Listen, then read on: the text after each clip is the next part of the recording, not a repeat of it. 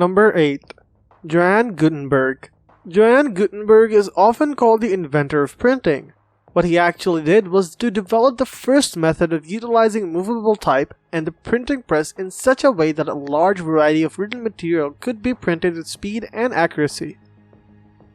No invention springs full-blown from the mind of a single man, and certainly printing did not. Seals and signet rings, which work on the same principle as block printing, had been used since ancient times. Block printing had been known in China many centuries before Gutenberg, and in fact, a printed book dating from about 868 has been discovered there. The process was also known in the West before Gutenberg. Block printing makes possible the production of many copies of a given book. However, the process has one major drawback. Since a completely new set of woodcuts or plates must be placed for each new book, it is impractical for producing a large variety of books. It is sometimes said that Gutenberg's main contribution was the invention of movable type. However, movable type was invented in China, sometime in the middle of the 11th century by a man named Bi Sheng. His original type was made of earthenware, which is not very durable.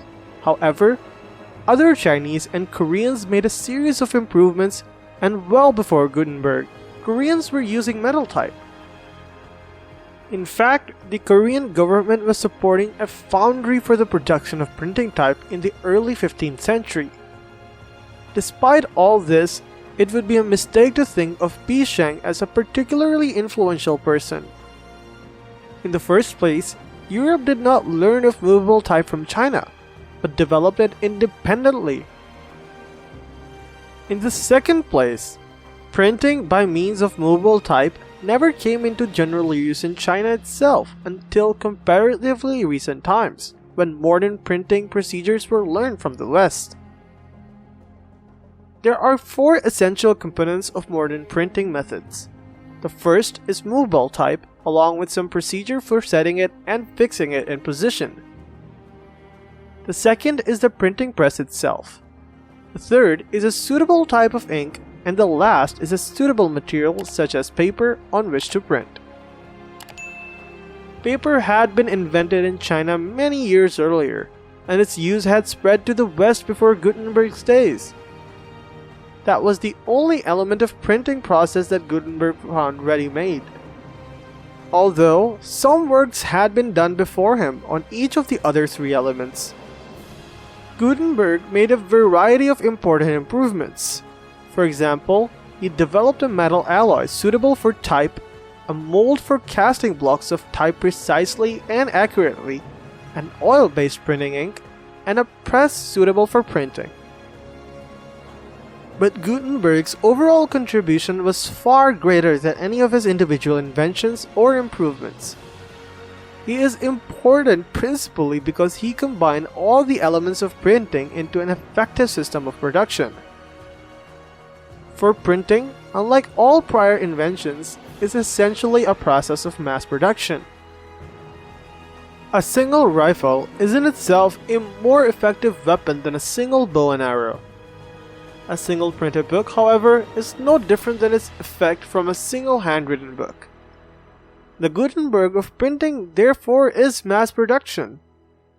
What Gutenberg developed was not a single gadget or device, or even a series of improvements, but a complete manufacturing process. Our biographical information concerning Gutenberg is scanty. We know that he was born in about 1400 in the city of Mainz, Germany. His contributions to the art of printing were made in the middle of the century, and his best-known work, the so-called Gutenberg Bible, was printed at Mainz around 1454. He does not appear to have been a particularly good businessman. Certainly, he never managed to make much money on his invention. He was involved in several lawsuits, one of which seems to have resulted in forfeiting his equipment to his partner, Johannes Fust.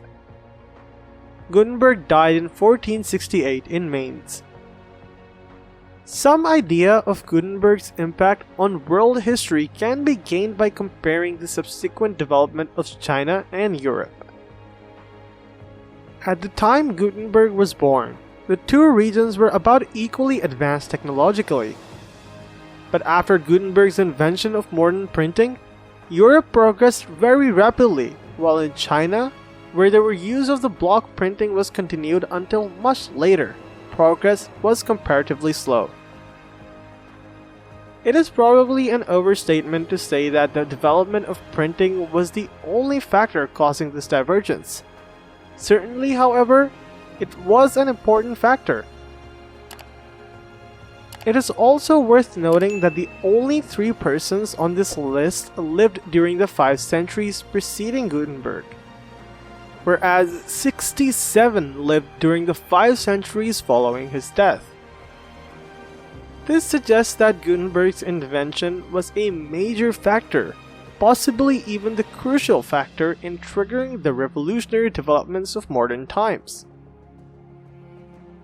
It seems fairly certain that even had Alexander Graham Bell never lived, the telephone would still have been invented, and at about the same point in history. The same can be said of many other inventions. Without Gutenberg though, the invention of modern printing might have been delayed for generations, and in view of the overwhelming impact of printing on subsequent history, Gutenberg assuredly deserves a high place on our list. If you like this video and enjoy watching more videos like this, don't forget to subscribe to our channel for our future videos. See you guys in the next video.